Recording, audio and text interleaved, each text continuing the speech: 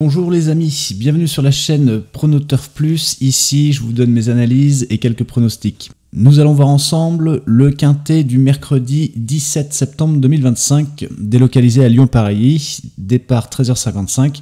On est au trot attelé, 2850 mètres, corde à gauche, piste Pouzzolane et 14 partants, avec deux échelons à recul à 25 mètres. Le terrain annoncé est bon, bref, un avantage naturel au premier poteau, mais les bons finisseurs du second échelon peuvent revenir si ça roule. On commence avec le pronostic analytique. En première position, le numéro 11, Imberland. Imberland est mis en avant par les professionnels et la presse le place en tête des pronostics. Un favori quasiment à 100%. Ce cheval de 8 ans, entraîné par Aurélie Germain et drivé par Bastien Rochard, a réalisé un superbe été. 2 victoires dans les épreuves support de quintet et une belle 4e place en août dans un lot relevé en région parisienne. Il a déjà brillé par le passé sur l'anneau de Lyon-Paris et son entourage a fait le déplacement avec un engagement idéal. Bien que déclaré à 2875 mètres, donc 25 mètres de recul, Imberland sera déféré des 4 pieds. Sa condition de forme actuelle lui permet d'exploiter pleinement sa pointe de vitesse. Sa musique récente est excellente, on note 4e, 1er, 5e, 1er et 2e avant 2 noms placés. Sa performance record, 1 minute 11, a d'ailleurs été établie à Enghien cet été. Tout concourt donc pour que ce Baz entame le sprint final en tête, malgré le recul initial et la météo ensoleillée annoncée. En deuxième position, le numéro 2, Indice d'Argent. Indice d'Argent est très attendu malgré ses 30 courses seulement au compteur. C'est un finisseur né, récent lauréat en région parisienne, lorsque déféré des antérieurs. Il reste sur une victoire et une place dans un quintet plus. Ses seuls échecs datant de parcours difficiles ou d'irrégularités de départ. Le profil du parcours lui convient. Au premier poteau, il sera allégé antérieur, comme lors de son succès précédent, et il peut venir à l'extérieur pour accrocher une place. Abrivard a ciblé cet engagement comme en témoigne sa préparation, et l'an dernier, il a déjà montré de bons chronos sur ce genre de distance.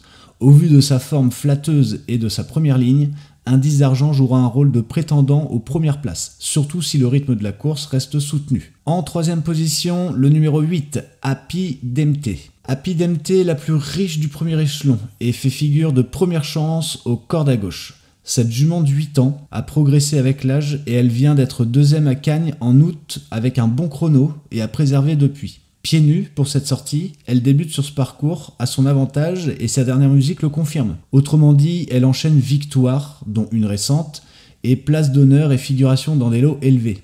Son jeune driver est en forme et l'engagement au premier poteau sans recul est remarquable. Rien n'indique d'accessoires particuliers, ce qui la rend redoutable. En résumé, Happy Dempté est au top de sa condition et devrait lutter pour un podium, pouvant profiter du parcours et de son aptitude à la corde. Ensuite, le numéro 7, Galopin de Bianca. Galopin de Bianca est un sujet expérimenté qui reste sur une série convaincante. Installé au premier poteau et également pieds nus, il vient d'enlever une course à réclamer sur ce parcours en 1 minute 11 et s'est ensuite bien comporté au niveau quintet, 2e à Lyon. Ce profil le place en belle position. La presse le recense systématiquement parmi les bases du quintet. Sa musique atteste de sa régularité. On y voit un succès récent, une place et plusieurs accessites dans la même catégorie. Galopin doit sa compétitivité à son très bon engagement en corde et à sa solidité physique. Même s'il monte de valeur, sa forme printanière et sa connaissance du tracé peuvent lui permettre de surnager dans la phase finale et de viser une place dans la combinaison gagnante. En 5e position, le numéro 9, Il vient du Lude. Il vient du Lude est l'un des leaders du second poteau, 25 mètres de recul. Ce protégé d'Anthony Tintaillé est drivé par Émeric Tintaillé. Il affiche un profil atypique, après avoir été disqualifié, puis 3e, 2e, puis 1er et de nouveau 3e lors de ses derniers parcours. Il a prouvé qu'il sait venir de loin dans le dernier kilomètre. Il a notamment signé 2 succès consécutifs fin juillet dans ce format de distance avant de finir 4e d'un quintet à Lyon en 1 minute 13. Ce qui confirme sa forme actuelle, déféré des antérieurs et monté en front suite à ses succès, il bénéficiera d'un avantage tactique. En restant sur le parcours, Il vient du Lude peut profiter de son final puissant pour prendre les dernières places, voire inquiéter les favoris tardivement. Entre parenthèses, je mets le numéro 1, Granit Paco, et le numéro 10, Histoire Fils.